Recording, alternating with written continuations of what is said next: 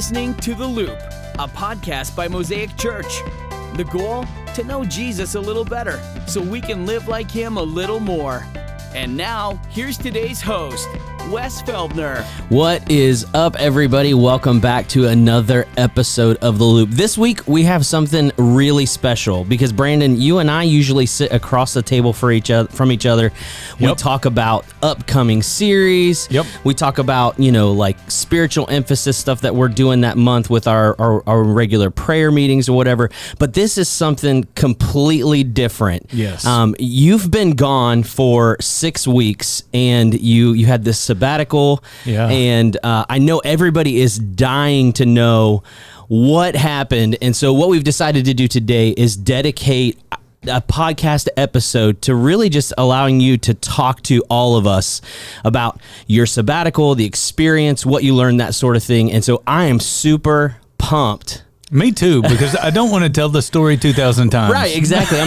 I'm sure like everybody is coming to you this weekend, your first weekend back, and they're like, man, I want to know, like, what are you doing? Da, da, da, you know what I mean? Yeah. And you don't have time to have that conversation with everybody. You want everybody to know. Absolutely. And so we're just going to dedicate this episode just to kind of give everybody a glimpse into what that experience was like for you. So I'm really excited because I haven't heard anything about this experience. So I am really excited, selfishly, but also so that we can share it with our church family as well. Yeah, it's one of those things. It's like, man, I don't think my life is that interesting. Yeah. But everybody I talk to since I've been back, they're like, dude, can't wait to hear all about this. Yeah. And it's like, oh, well, I don't want to talk about that on Sunday morning. So we're going to have to figure out a different way to do it. And so we thought maybe the podcast would be the best place. It's perfect. If people are interested, they can watch it. And if they're not, they don't have to. So this is the sabbatical episode. Yes. It's going to be really good. Well, let's start out with just, tell us a little bit about what you did for 6 weeks. I mean, like, I'm trying to figure out what I would do to fill my time if I had 6 weeks just off, I wasn't coming into work or whatever. So tell us a little bit about what you did during that time. Yeah. So, one of the things I really appreciate is our elders said, hey, we're not just going to let you have a sabbatical. We're going to give you the freedom to do with it whatever you want. That's great. And it wasn't really so much whatever you want as much as it was whatever you need. And so, there are some people who go away on a sabbatical and they write a book. Mm-hmm. And I didn't do that.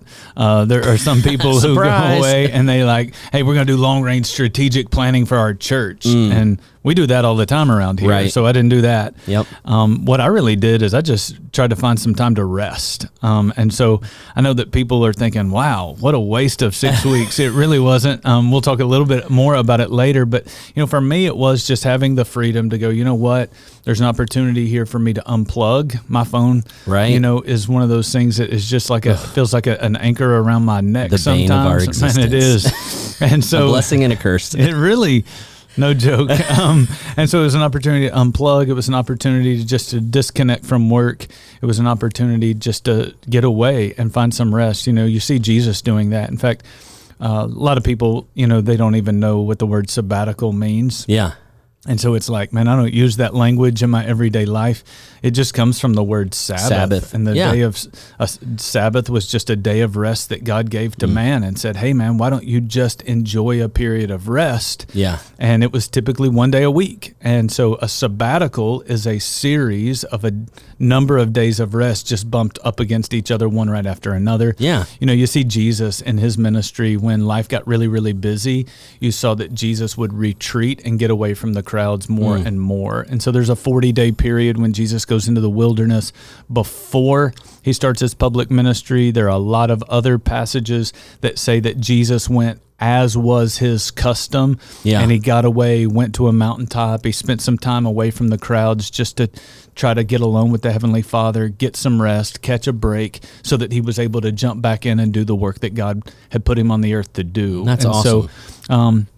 So for me, it was rest. Now, I know people think, so literally like you just laid on your couch every single day. That was not what happened. And so when I left, I finished services on a Sunday, Right. and then my sabbatical started It was a on big Monday. weekend. It was a huge weekend. my We had the goodness. Willie event, man to man, had the place packed. I mean, God was Yeah. doing great things. We had the service. I had already done all the pre-records. We for all the needed loop. a sabbatical after Oh, that. dude, it was a lot. It was like a mad dash to the finish line. I pre-recorded 6 weeks, Yeah. almost 7 weeks worth of loop episodes. And so I walked out on Monday and I hopped on a plane late that day and I flew to Northwest Montana. Yeah. I was actually going to be meeting, I think it was like 6 other guys from the church. Yeah. And we had this trip planned for a long time. Mm-hmm. We were going to meet in Northwest Montana. I flew into Kalispell and we went into Glacier National Park. Awesome. And I think some people think, wow, man, you went like out west of Glacier, and they picture me in this like bougie hotel and all this stuff. No, Like you were that. roughing it. Yeah, we were camping in the backcountry, and so we literally threw everything in a backpack, all our food, clothes, tent, sleeping bags, Wow. little stove, and like we traveled and literally on foot. I mean, how are you getting any rest if you're backpacking and camping Yeah. through the wilderness? It was. Let's be honest. That doesn't. Well, some people it might. That just does Yeah. not sound restful at all. It really, but for me it was. It Yeah. was like, I think there's something, I just love being outside. Yeah. And it's refreshing fills your for tank. me. It And recharges it does, you. man. Like Yeah. I got to be outside. And so, going out there, I mean, we did, it was strenuous. I mean, we hiked, an average of about 11 miles a day for 5 days. We covered Wow. 55 miles through the mountains on foot, slept in the backcountry. And for me, I mean, that place, if you've never been to Glacier National Park, like you should probably put it on your bucket list if you like the outdoors. Yeah. All of the guys I was with are pretty well-traveled guys. Mm-hmm. Been to a lot of different national parks like Yellowstone, Yosemite, Zion, Olympic, I mean, just all kinds of places. And every one of us said that Glacier was the most spectacular place that we have ever seen. That's awesome. And so it really is. I mean, that place is a place where you start to see the creation of God maybe in a way you haven't seen it before. I mean, it was spectacular. And That's so great. did that for the first week. And then I came back and I was home for about 3 or 4 days. I don't remember.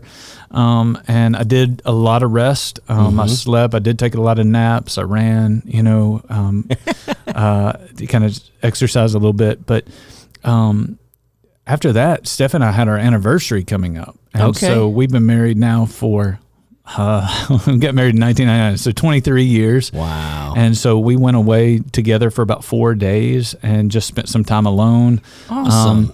And while we were gone, one of the things that we did that I just highly recommend is Michael Hyatt has a piece that he gives to people. He calls it Developing a Life Plan. Okay. And Michael Hyatt says that a lot of people will plan things like their 1 week vacation, and they'll spend a lot of time planning that, but not a lot of people have a plan for their life. A lot of business leaders may have a business plan. Sure. But they don't have a plan for their life. They may have a plan for their week or for the next quarter, but they don't have a plan for their life. And so while Steph and I were away, we spent a lot of time just with the Lord together, a lot of time dating one another. But we also spent a lot of time working through a 94-page document on developing a life plan. Wow. And it was really, really helpful because I think, one of the things I've learned in the sabbatical is that I really do love people. And because I love people, I want to help people and I want to serve people. And so sometimes what happens in my life is somebody needs something and I want to run and help them. And what happens to me is sometimes I let other people determine what my priorities are. Yeah. Rather than letting God determine what my priorities are. And so I say yes to everybody, and then the things that God has told me to say yes to, I start to neglect because there's only so many hours in a day. Right. And so that exercise of working through a 94-page document, really thinking about what are my priorities? How does God want me to be remembered? What kind of impact do I want to have? When it's all been said and done and I come to the end of my life, how do I want to be remembered? Like what kind of legacy do I want to leave? What do I want God to say to me? After we talk about, well done, thy good and faithful servant, I hope I hear those words. like what do I need to do in light of the end? How do I need to live my life between now and that time? Yeah. And so we spent a lot of time identifying our priorities. building scripture around those priorities so that we don't lose sight of why that's most important, and then creating action plans. And then when I came back from that time away with Steph, I actually asked my assistant to come to the house and meet with us. And I said, look, I've got to take these priorities and they have to be on my calendar, because if I don't make these things a priority, other people are going to fill my calendar, and then I'm going to be right back where I was, neglecting the things that are most important, doing what everyone else wants me to do rather than doing what God wants me to do. Yeah. And so that second week was, it was so important for me, just as I think about my future, as I think about my life, and trying to just be faithful to who God's called me to be and what God's called me to do during the short life that I have on this earth. And so that was really, really helpful for me. After that, I had a few days around the house. More naps. Well, I think I started at that point. I think I was like 2 weeks in, and I'll say this about vacations for everybody who kind of takes the 1 week vacation like I have every year of my life. There's something about 2 weeks off that is very, very valuable. Yeah. I say it like this, and it's hard to put into words, but maybe the best way I could say it is a 1 week vacation is like hitting pause. And a 2 week vacation is like hitting stop. That's good. And so for me, like that 2 weeks off, like I was kind of like, I'm ready to go back to work. Yeah. Like I was ready to rock and roll. I was like, I've got clarity on my priorities. I've had an adventure. I've had some great time with my wife. I've had some rest, and I was ready to rock and roll. And so I would just say, if you're kind of that person who takes the 1 week vacation, I would encourage you to test drive a 2 week vacation next year, even if you're just around your own home. Sure. Like, you don't have to go somewhere. Yep. But there's something valuable about having that time. I think in my life, when I go on a 1 week vacation, it's like, oh, there I go. I'm, trying to forget everything for the first few days.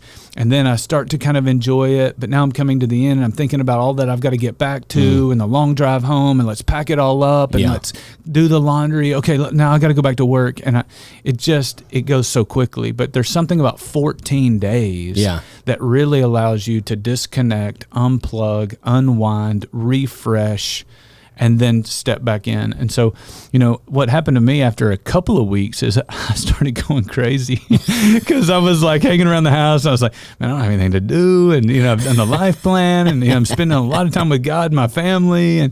But I had another trip coming up, and Steph was, kind of like, man, you're going to drive me crazy if you don't get out of here. So the next trip I had was I took a 2 week trip, a little more than 2 weeks, out to Alaska. Nice. And so it was pretty incredible. I'd always wanted to see Alaska, but it was one of those things like it takes a long time to get there. Oh, I'm sure. Coming home was about a 30-hour trip. From the time I left the cabin where I was, got to the Anchorage airport, got to Seattle, had a 12-hour layover in Seattle, got there at midnight, left like 11 o'clock, got there around 11 something, left at 11 something the next day.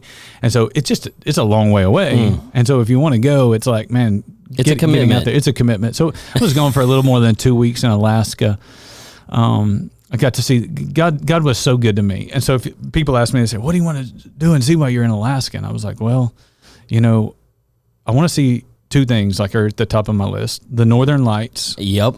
And Mount Denali. And Denali is the largest mountain, highest mountain in North America. Yeah. So 60% of people who go there to Alaska, they never see that mountain because it's so high, it's hidden in the clouds. Oh, gotcha. And so literally, the first night I'm driving out of Anchorage and making my way to this cabin, it was like 2 o'clock in the morning. Yeah. And I saw the Northern Lights. Oh, that's awesome. I was like, check that one off the list. It's like, I can go back to work now. No. And so it was like, man, God, this is amazing. And they were kind of dim. I mean, they weren't real vibrant and bright, but it was like, wow, I saw them. And then the next morning I woke up and I drove out and I saw Denali. And I was like, gosh, man, God is so amazing and so good to me. And so I was so thankful.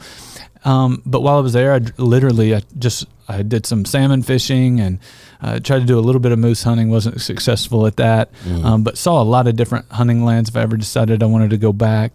Places where I would need permits and some things like that. But I traveled 3,000 miles in 2 weeks while I was in Alaska and just saw as much of Alaska as I possibly could. Cool. Later in the trip, I went up into Fairbanks and I was staying in a tent up there and had the opportunity to see the Northern Lights in a much more spectacular way. Yeah. Called A Clear Night. It was just absolutely gorgeous. That's awesome. You have any pictures? I do. Maybe we could put a picture or something. We go. We'll do that. Put something up so people I'm getting can a see. thumbs up from Miguel. We can make that happen. There you go. We'll make it happen. And so we'll throw some pictures up. Saw moose. I saw bears. I saw mountain goats, Denali, saw tons of glaciers. Yeah. Hiked up to an exit glacier in a little town called Whittier. Went to down to Kachemak Bay, covered the whole Kenai Peninsula. Went to a little gold mine town. Went to Chena Hot Springs. Did you see the Bering Sea? Fairbanks. I saw. So Kachemak Bay is where they do that show, the Alaska: The Last Frontier. Okay, gotcha. Saw where the Kilcher Homestead is. Nice.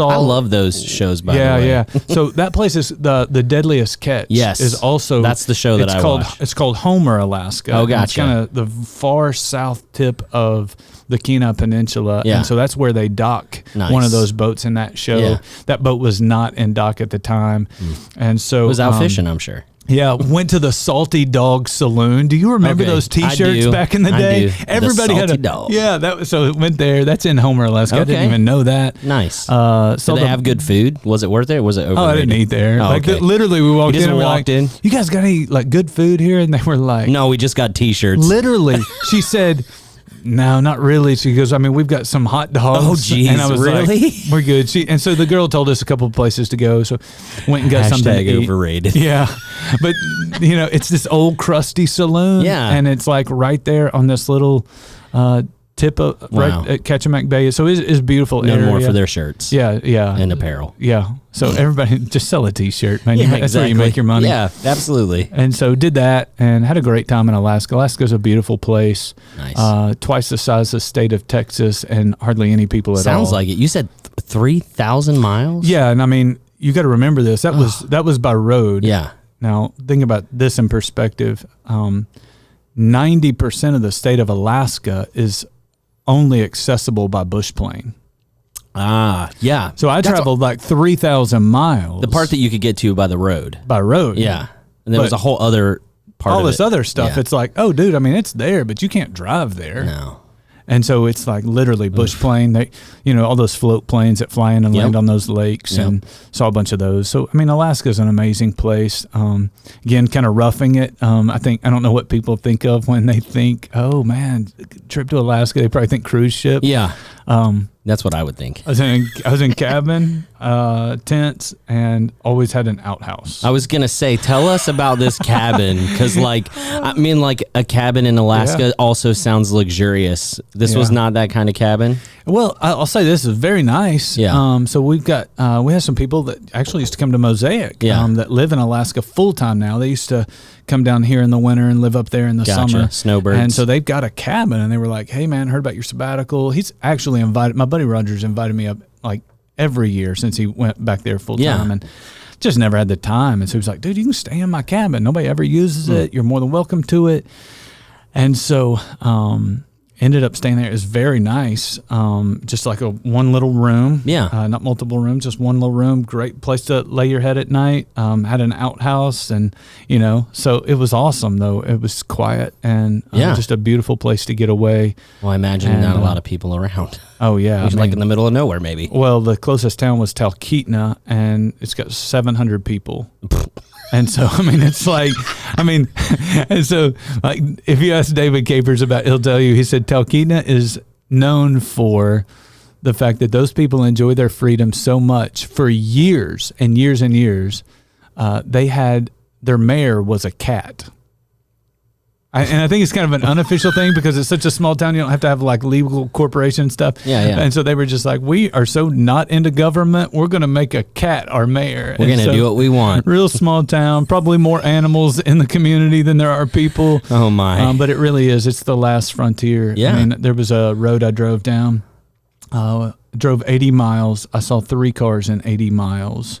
And there was just wilderness as far as the eye could see on both sides. And when you got to the end of the road, it just kind of stopped. That's what I was imagining. That's what you were getting to. You're like, I just kind of took this road until it ended, and then I had to turn around and come back. Yep.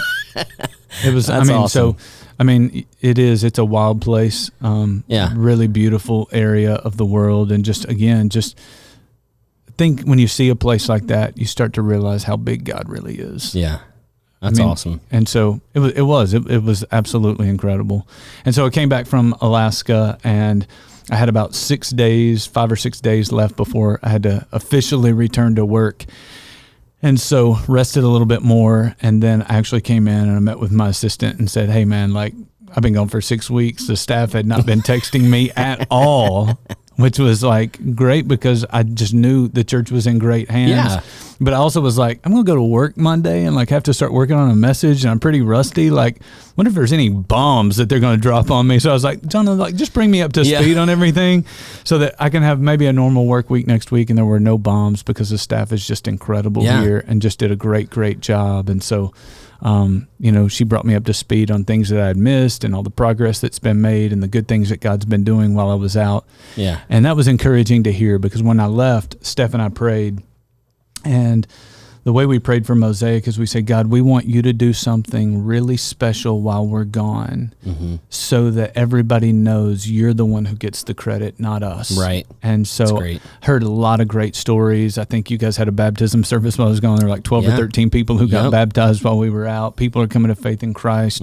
People are being cared for. Community groups launched. Student ministry launched with like record numbers. I mean, just great things happening because there's a great team and there's a great God that's in the business of building his church. That's right. And so it was great just to know, man, like God is awesome. And I think in some ways, Wes, like it reminded me, you're not as essential as you think you are. Yeah. And in some ways it's humbling in a healthy way. Yeah. Like, does God allow me to be a part of this? Yes. And it is an absolute privilege and a blessing. But does God have to have you to do this? No, he doesn't.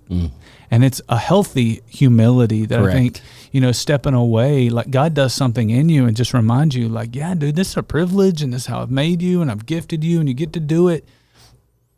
But it's not hinging on you. Right. I'm going to build my church, not you. Right. And so that's just, again, another one of those lessons, like when you step away from something, you learn some things in the process. And good. I think you get a perspective that you need. Yeah. And so God was just at work here and at work in my heart and in my mind, just helping me get perspective and just being thankful for the privilege of what he allows me to do. Yeah. That's awesome. Yeah. That's awesome. Well, one of the things that I wanted to talk about, I'm sure it's maybe a question that everybody has, is, as we think about a sabbatical, we've heard about all the stuff that you did, and you had a lot of time to kind of be alone with God and be alone with your thoughts and whatever. And so I'd just love to know, and I'm sure the folks that are watching this episode, like, did you hear from God? What was God teaching you? I know you talked about like this idea of like humility and like, that sort of thing, but was there anything else? Yeah. I made some notes and I tried to weave as much of it in as I possibly could throughout the podcast. Talked a little bit about priorities and just how important it is to let God establish your priorities and build your life around that rather than other people. I talked a little bit about the humility, and maybe I'm not as essential as I sometimes believe. Yep, that's good. I talked about the 2-week vacation and the idea of rest and how essential that is to a healthy life. But the one other thing is, I would just say that what I noticed in 6 weeks is that the quality of my life increased the longer I was unplugged. And so this thing right here, I mean, I'm not saying get rid of your cell phone and, we're going to be anti-technology. I think this thing can be a very valuable tool for good and for God. But I will say, I don't think I realized how much that thing was consuming my life and my time and my mind until I got away for 6 weeks. Yeah. And so I would just say, really take a look at your screen time. Not just the phone, but the TV and the computer, and, really spend some time thinking about, how much am I engaging here rather than engaging here? That's really good. I think the time I got to spend with Steph, and the time I got to spend with like Roger and Linda, and the time that I got to spend with the guys in Glacier, being disconnected from this thing allowed me to enjoy richer relationships. I'm going to tell you, there's a kind of peace that came over me because I wasn't always cringing every time the phone vibrated, wondering who's after me, what do they need, what problem has to be solved, what meeting do I have to go to, what email just came in, that thing right there just is constantly creating a level of stress that I don't think many of us are aware of. Right. And so I think one of the things was, you know what, like I can check that, but I don't have to check it every time it goes off. Yeah. And I don't have to check it every hour. Yep. I could check that thing maybe a couple of times a day and take care of business then, and then enjoy the rest of my life. And I don't even have to check it on the weekends. And I can have some boundaries with that and just not let it consume my life and be a constant feeder of stress, which, I realized it had been. And so being able to unplug and disconnect in that way was really, really great. I know I talked to you, I've talked to other people. Like one of the things people love about going out to Horn Island is like the phone doesn't really work all that well out there. True. Or you leave it on the boat. Yeah. Try getting away from it for 6 weeks and see what happens in your life. I talk to teenagers who go to like Young Life Camp or student ministry camp, and phones aren't allowed. Right. And teenagers will tell you, the last week of my life was a much better week of my life because I didn't have that thing at me all the time. I wasn't constantly, being judged by people with pictures that I post and reading their comments and feeling the pressure to respond to every single Snapchat. And like it's liberating, and the quality of life, maybe the way God intended for us to be more personal in our relationships with one another, improves, and my stress level decrease. So just encourage people to think about that as maybe one more lesson that I learned in the last 6 weeks. That's great. Yeah. Well, man, it's good to have you back. It's good to have this talk. I feel like, this was like not just a podcast episode. It was like a bonus sermon. It was like the sabbatical sermon. Cause I've got like an action list in my mind. I'm like, I got to figure out that Michael Hyatt, life plan thing. Yeah. Maybe we can link to that in case people are interested in taking a look at that. Yep. I'm, reminded of, God's plan for his church. He doesn't need me. Unplug from your phone, like all of this stuff. I feel like this is just kind of like a bonus sermon. So it's been, it is. I think God taught me a lot in 6 weeks. Yeah. And I hope, some of it's helpful. I mean, maybe you're watching this and going, man, why did I just waste the last 20 minutes of my life? I hope that's not the case, but I just think, man, there are a lot of little lessons I think God's been teaching me as I just try to, sit in his presence, be a little more quiet, reflect on my life. Yeah. And hopefully it's helpful for That's people. That's great. I think just it is. Interesting. It's helpful to me. I hope it's helpful to you guys as well. Yeah. But we are excited to have you back. It's good to be back. And we're excited to see what God's got planned for this next quarter now that you're here and you're energized. Yep. And we're just going to continue to push forward. And we're excited to see how God's going to use Mosaic, use our team, use you, really to make a big kingdom impact here on the coast. Yeah. I believe the future's bright. Yeah.